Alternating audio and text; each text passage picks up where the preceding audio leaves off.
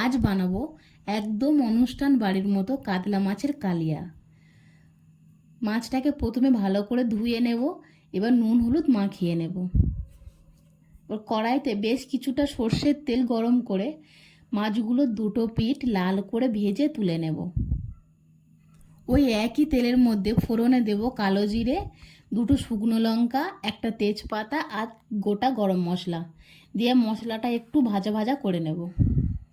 এবার দিয়ে দেবো একটা বড় সাইজের পেঁয়াজ কুচি। পেঁয়াজটা একটু ভাজা ভাজা হলে আদা রসুন আর কাঁচা লঙ্কার পেস্ট দিয়ে ভালো করে ভেজে নেব। এবার চালমগজ, পোস্ত আর টক দই দিয়ে ভালো করে মশলাটাকে কষিয়ে নেব।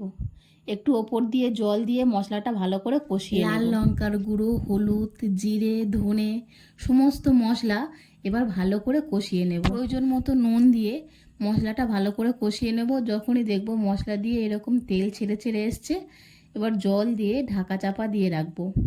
ঢাকা দিয়ে ঝোলটাকে ফুটতে দেব। ঝোল ফুটে উঠলে ওপর দিয়ে ভেজে রাখা মাছ দিয়ে আবারও 2 থেকে 3 মিনিটের মতো ঢাকা দিয়ে রান্না করে নেব। ঝোল ফুটে গা মাখা মাখা হয়ে আসলে ওপর থেকে লেবু পাতা দিয়ে ঢাকা দিয়ে আবারও কিছুক্ষণ রান্না করে নেব। ওপর দিয়ে একটু ঘি ছড়িয়ে ঢাকা দিয়ে রাখবো পরিবেশন করা পর্যন্ত। তোমরা চাইলে ঘিটা স্কিপ করতে পারো।